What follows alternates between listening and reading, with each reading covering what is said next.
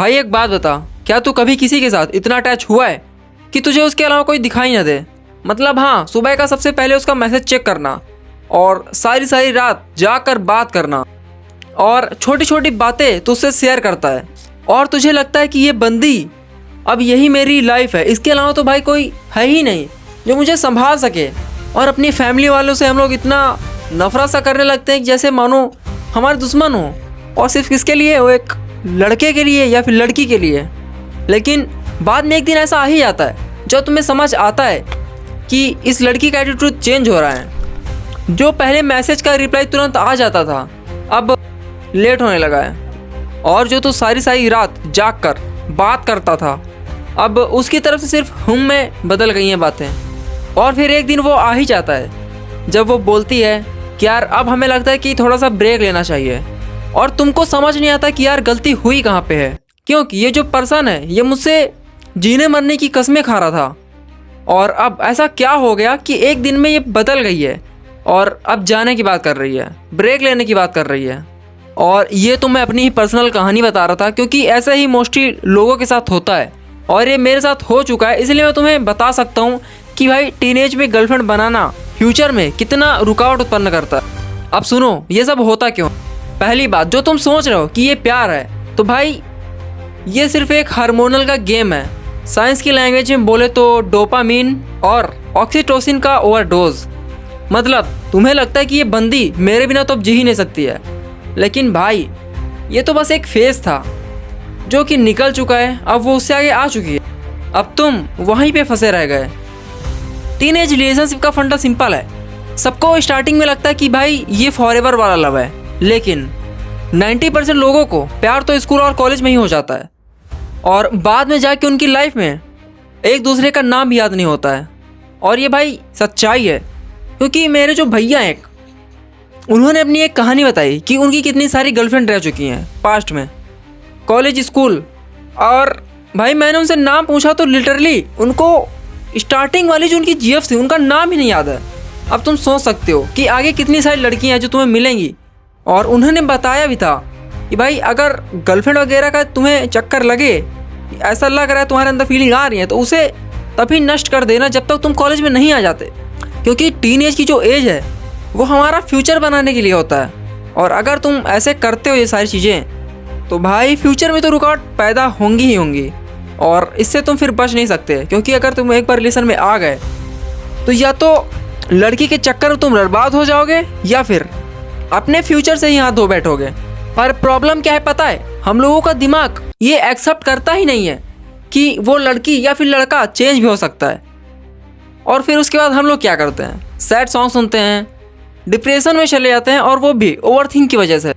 और यहाँ तक कि हम लोग उस लड़की को स्टॉक करते हैं इंस्टाग्राम पे, और अपने सारे दोस्तों से ये पूछते हैं कि भाई क्या वो ऑनलाइन आई थी, क्योंकि आप तो इंस्टाग्राम यूज़र हो चुके हो।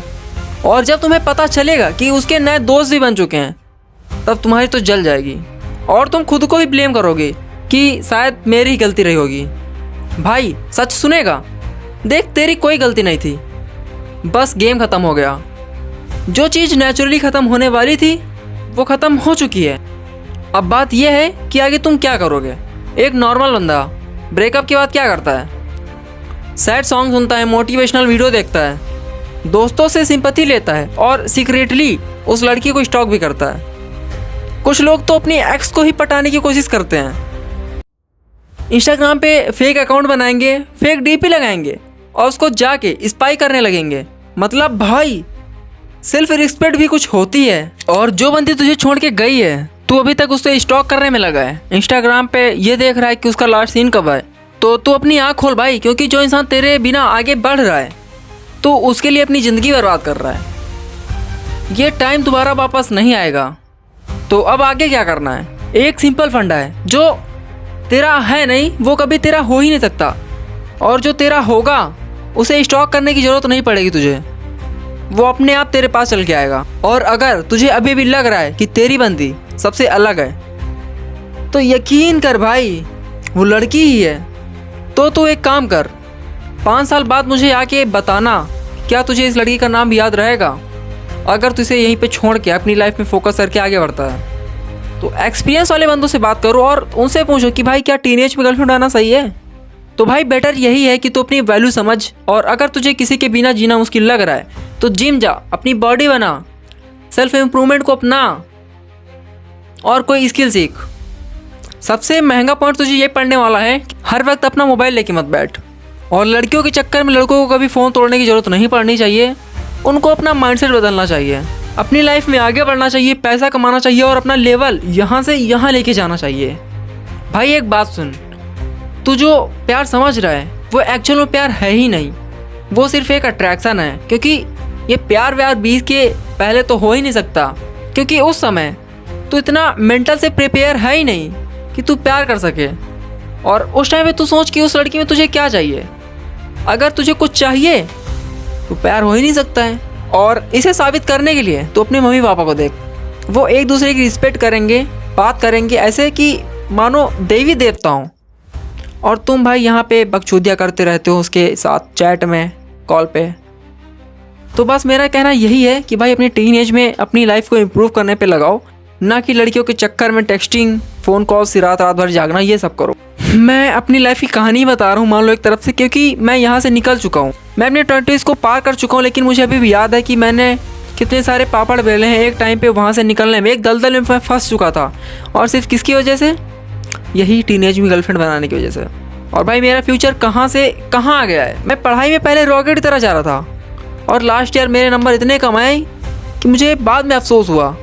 और अफसोस तब हुआ जब उस लड़की की शादी करा दी गई और मैं नल्ला बेरोजगार बन के बैठ गया, और अब तुम लोगों को ज्ञान चोद रहा हूँ। बट स्टिल मैं कुछ तो कर रहा हूँ। तो बस भाई यही थी वीडियो, और अगर वीडियो अच्छी लगे तो लाइक कर देना, और अपने किसी ऐसे दोस्त के साथ शेयर कर देना जो इस दलदल में फंसा हो या फिर अपनी टीन एज में हो, ताकि वो ये गलतियाँ ना करें। तो मिलते हैं किसी नेक्स्ट वीडियो में, तब तक के लिए बाय। जागते रहो, क्योंकि मैं भी जाग रहा हूँ और टाइम हुआ 3:30।